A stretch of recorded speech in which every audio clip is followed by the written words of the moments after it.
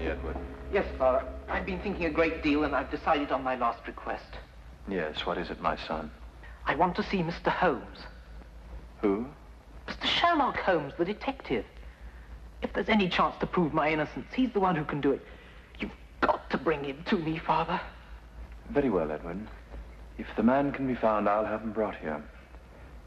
Mr. Sherlock Holmes.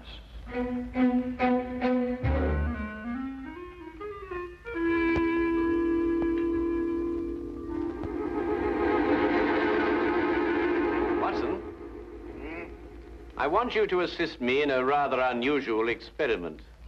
Experiment? What kind of an experiment?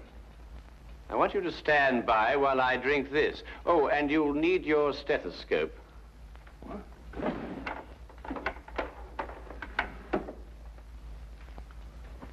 I say, Holmes, is it lethal? Of course not. You don't think I take a chance like that, do you? Are you ready?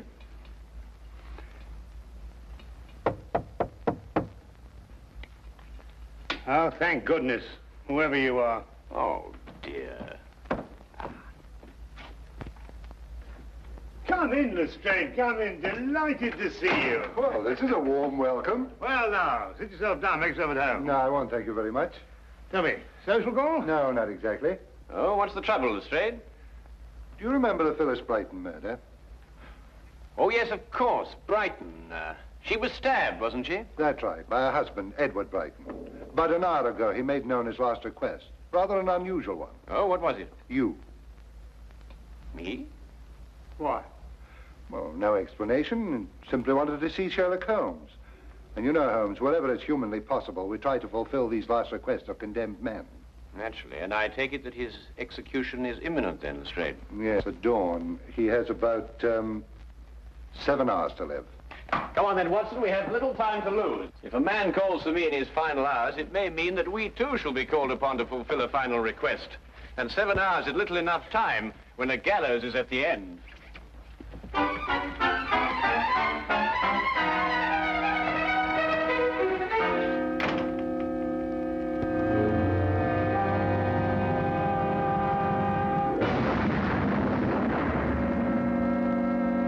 Suddenly it came to me, Mr. Holmes. I was lying here on my cot, and suddenly I remembered something that happened the night of the murder. It had entirely escaped my memory until now. What was that recollection, Mr. Brighton? I'm afraid it won't make sense to you until you understand some of the other facts in the case. Oh, yes, of course. Well, please go on. It was a Sunday afternoon, last April, when I first met Phyllis.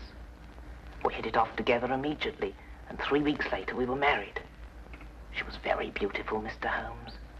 Blonde hair, perfect nose, delicate little mouth. And her background? Her family? We never spoke about that. Phyllis made me agree not to inquire into her past, nor she into mine. I knew it was an unusual request, but I consented readily. Mr. Holmes, I'd been just a bank clerk and very lonely. I didn't want to lose my one chance at happiness. Of course. Tell me, what was Mrs. Brighton's maiden name? LeVay, Phyllis LeVay. But she told me her friends called her Bobo. Bobo. I thought that awfully charming. Mr. Holmes, I wouldn't kill her. I bought her a little home in Benedict Lane.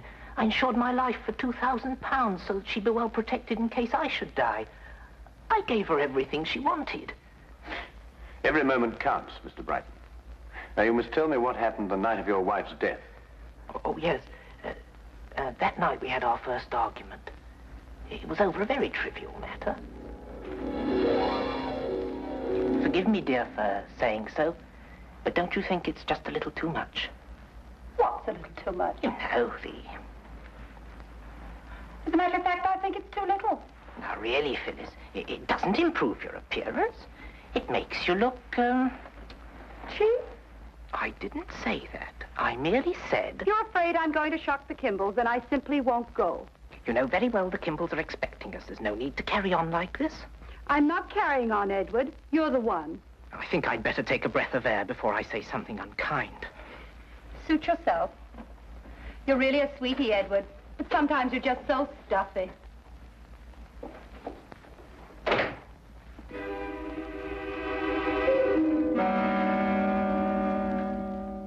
was the extent of it, Mr. Holmes.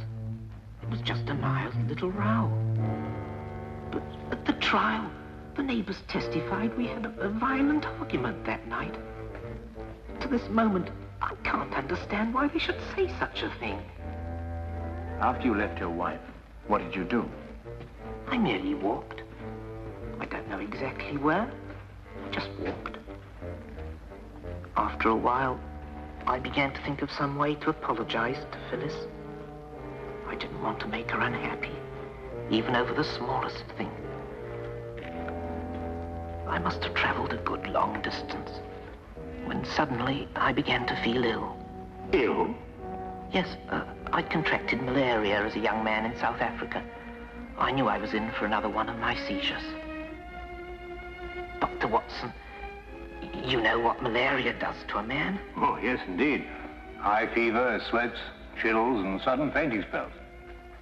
That's it. With the first chills, I instinctively turned back towards the house. I had medicine there that would lessen the effect of the attack. I wasn't aware of the street or anything around me. Each step I took became a struggle.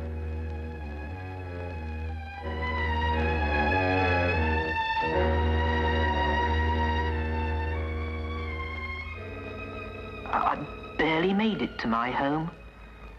I stumbled onto the front steps, and there it was, on the ground. I knew it didn't belong to me, but instinctively I reached for it. And that's all I remember. When I came to, the house was swarming with police and Phyllis was dead. This object you saw on the ground, what was it? That's the maddening part. I don't remember. I'm only positive there was something, and it didn't belong to me. But, Mr. Brighton, have you any recollection of its general shape, size, or color? No, sir. Nothing beyond what I've told you. This has been most illuminating. Good night, Mr. Brighton. Come, Watson. I realize I haven't given you very much to go on, Mr. Holmes. Perhaps not even the slender thread you require. But a man will pray for a miracle when he's only a few hours remaining on this earth.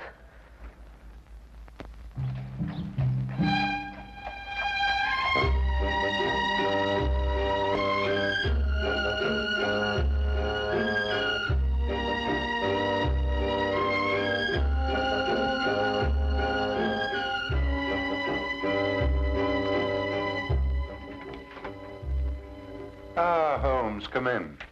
What did Brighton want? Lestrade, may I see the items that you took from Edward Brighton's pockets when he was arrested? No, I said, may I see? Oh, very well. Wilkins, bring over Brighton's effects, will you? Well, I don't want to seem pessimistic, Holmes, but you think this poor chap's got a chance? No, I'm afraid all the evidence proved conclusively that he had a violent quarrel with his wife, then murdered her in a fit of rage. These mild-mannered clerks are always the ones. Oh, thank you, Wilkins. There you are, Holmes. There's nothing unusual in there. Keys, handkerchief, wallet, and so forth. Yes, just Lestrade says. Nothing there but common to garden personal effects, Holmes. Well, I, for one, wonder where we go from here. We go to 14 Hanover Place, Watson. Beg your pardon? What are we going there for? That's the address of the tobacconist who prepared this mixture. Yes, I can see that's the address, but I still don't understand. Quite obvious, Watson. Brighton in his cell was smoking the inexpensive, ordinary sea shanty brand of tobacco. Well, that's a specially prepared blend, only made for the well-to-do connoisseur. You'll note the burley base, a touch of latakia, and a certain amount of yenijay leaf. Extraordinary olfactory perception, Holmes. But what has the man's smoking habits to do with the case? Perhaps everything, Lestrade. It's my guess that Phyllis Brighton had a visitor that evening, while Edward Brighton was roaming the streets. And this is the something that he picked up on his return. The something that he couldn't recall. Come, Watson. The scent of this tobacco may very well lead us to the real murderer.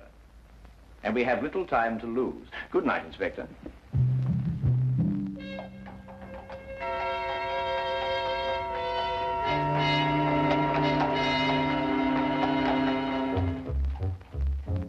The package of tobacco was a thin thread to follow.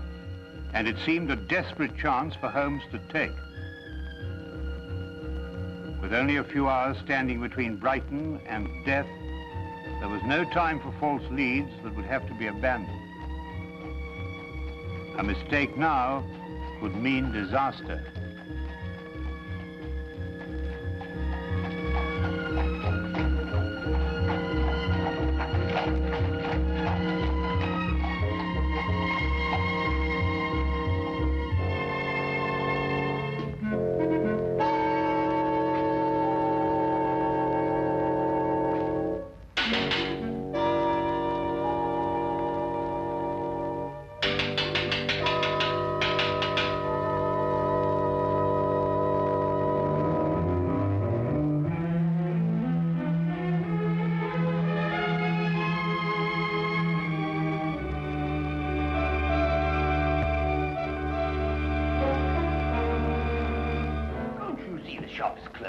Come back tomorrow.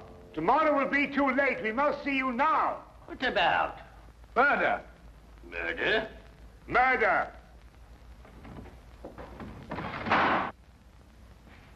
Oh, well, I could do with a good cigar. I don't believe we'll have time for that, Watson. You choose a cigar like another man chooses a wife. Oh, I say, really, Holmes. Murder? Yes.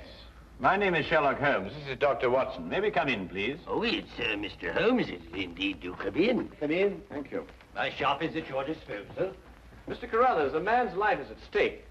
The information you may give us may very well save him from the gallows. I'd like to have a look at your client's ledger with the names and addresses of all those who smoke this blend of tobacco. Why, certainly, Mr. Holmes. It's my own special mixture, you know. Not many of my clients have the discernment or the cash to smoke it. I hope this will be some help to you. But I say, Holmes, there's at least 50 names on that list. It'll take days to check through all of them, and time's getting desperately short. Aha. Mr. Langsley Prime, 8 Groveley Square. Langsley Prime? Who's he? I haven't the slightest idea, but we must get to him immediately, Watson. But now, why Langsley Prime amongst all those names? Because 8 Groveley Square is in the dock section of the city, and all the other addresses in the ledger were in the more fashionable neighborhoods. Doesn't that strike you as unusual? Yes, it does, now you've come to mention it. Whereas you may recall, Watson, that the late Mrs. Brighton didn't wish to reveal her background. I think we may therefore assume that it was of a somewhat questionable nature. Yes, true. And 8 Groveley Square is in a questionable neighborhood. Well, these are slight leads, I grant you, Watson. But we haven't the leisure at our disposal for more thorough investigation. Our one critical factor now is time. Thank you very much, Mr. Carruthers, for your assistance, and good night. Good night.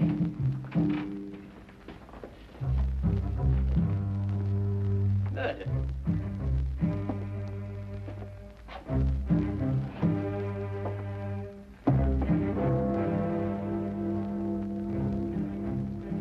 $10 o'clock. 6 more hours. Inspector Lestrade, do you really think Mr. Holmes will discover anything? If there's anything to be discovered, he's the man to do it. I wonder where he is now.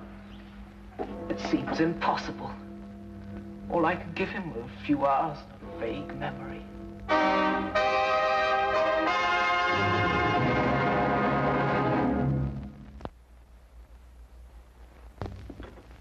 This was Mr. Priam's room, Mr. Holmes. He left me 2 weeks ago. And him owing me back rent, that scoundrel. Did he leave you an forwarding address, Mrs. Chivy? Ooh, not him. He just left a note saying he was gone and got a job, that's all. Tell me, Mrs. Chivy, what sort of a man was he? I mean, what did he look like? Well, he was tall and kind of handsome, you might say. Then again, you might not. What do you want him for? He's not in some kind of trouble, is he? Not necessarily. You're not here to give him the £2,000. £2,000? He was always talking about how he was going to get his hands on £2,000. And him owing me rent. Thank you very much, Mrs. Chivy. You've been most kind. Yeah, but when you see him, you tell him I sent my money. From now on, all rent in advance. Well, Watson, that's one more link in a strange chain of events. Tell me, what's the time now? Must be after 10. Ah, then we just have time to get to the theater. The theatre? Yes, we don't want to miss the last act. Now, look here, Holmes, you can't do a thing like that. I mean, the theatre at a time like this.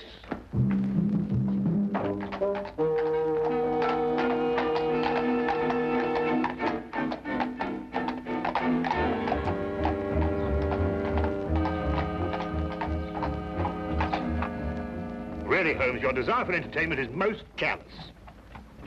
What do you make of this? It's hair. And just the same, I can't see how you can go on sitting there reading the paper with apparent indifference to the matter in hand. It's not ordinary hair, Watson. It's crepe hair, used to make false beards and moustaches. Oh, nonsense. I mean, if a man wants a moustache, he can grow one like anybody else. Well, Watson, actors often have need of simulated beards and moustaches. Actors? Yes? Do you mean it's an actor we're after? I'd wager so, inasmuch as I discovered that in Mr. Priam's dressing table drawer. I see. But even then, Holmes, how are we going to find out what theatre he's performing in? I mean, there must be at least 24 plays being presented in London this evening alone. That is precisely my reason for reading the theatrical page of the newspaper. And I noticed that only one play opened at the same time our Mr. Priam suddenly departed from Mrs. Chivy's lodging house. I hope you like Shakespeare, Watson.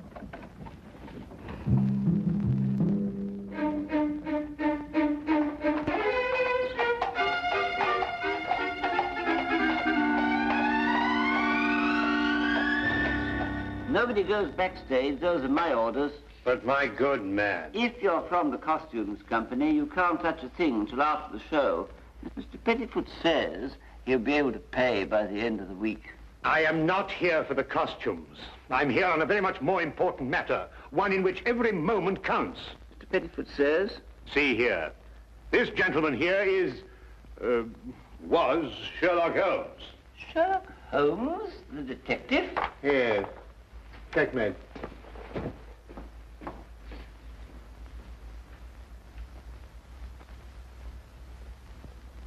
Mr. Holmes, the final death scene is just starting.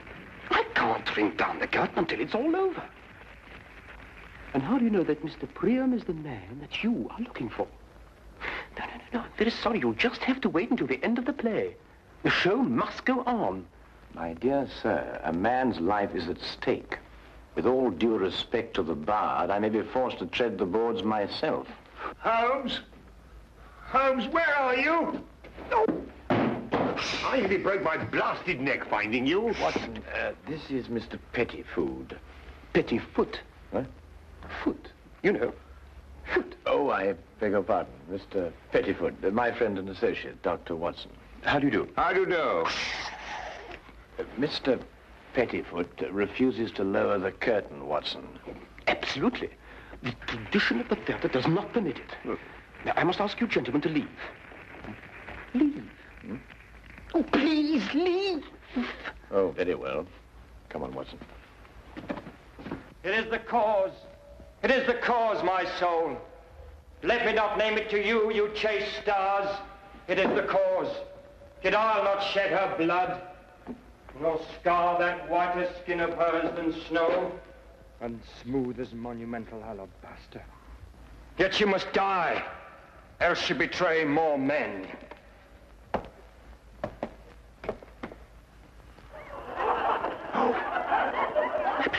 Put out the light, and then put out the light. If I quench thee, they flaming minister, I can again their former light restore. Should I repent me, but once put out the light. Thou cunning's pattern of excelling nature, I know not where is thy Promethean heat, but can thy life illume? When I have plucked the rose, I cannot give it vital growth again. It needs must wither. I'll smell it on the tree. Oh, balmy breath that dost almost persuade justice to break her sword. One more! One more! Be thus when thou art dead, and I will kill thee. What have you done? What have you done? Oh, quick, take us to Priam's dressing room. Oh, all right, I don't care what happens anymore. I'll be ruined. I'll be the laughing stock of the theatre. Detectives in Shakespeare. Strike where it doth love. She wakes. Yeah?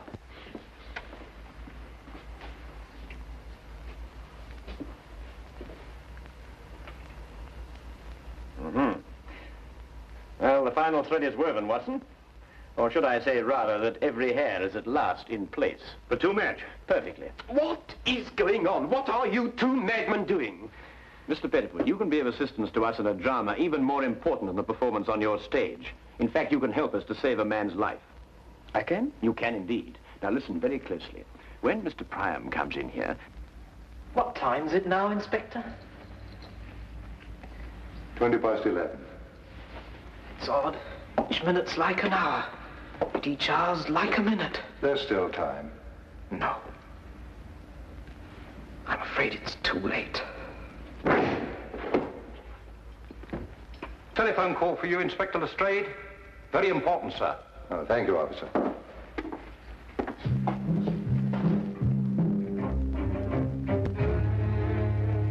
Say, Holmes, he'll be here in a minute. Do you want me to hide behind the door and jump him as he comes in? No, you needn't do that, Watson. Just sit there and do nothing, whatever happens. Right. He's coming.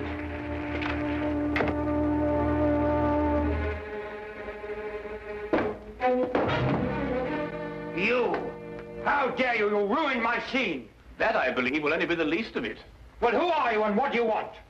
In answer to your first question, my name is Sherlock Holmes. In answer to your second, I want you for the murder of Phyllis Brighton. Murder? Phyllis Brighton? Better known in theatrical circles as Bobo LeVay. Get out of my dressing room. Your acting stands you in good stead, Mr. Priam. You almost convinced me of your innocence. However, acting and life are two quite different things. Tonight, on the stage, you murdered the girl Desdemona in make-believe. A month ago, you murdered a woman in a more sordid drama. You may as well continue this farce. The stage is all yours. Thank you. I shall try to be brief. You and your ex-partner planned what seemed to be a simple but clever scheme. She would marry some poor, unsuspecting soul, and you would murder him.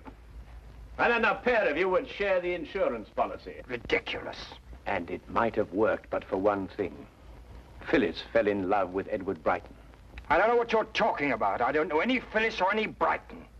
Then perhaps, Mr. Priam, you are familiar with Romeo's lines.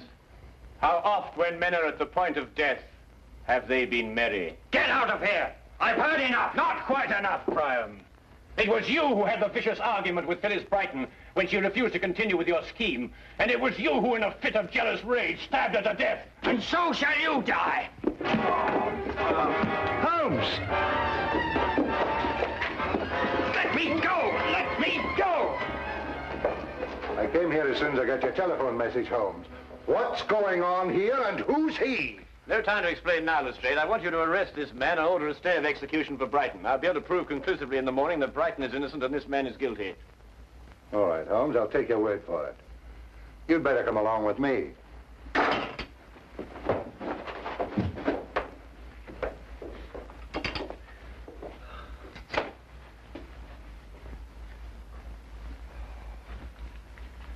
Oh, I must admit, Holmes, I've been far too shaken to think clearly, but just the same, I can't believe it. I mean, with my very eyes, I saw him stab you with that dagger. Holmes, what on earth?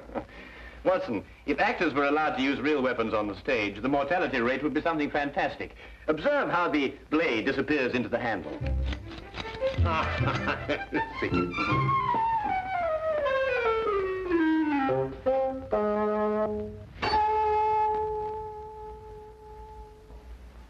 Holmes. Oh.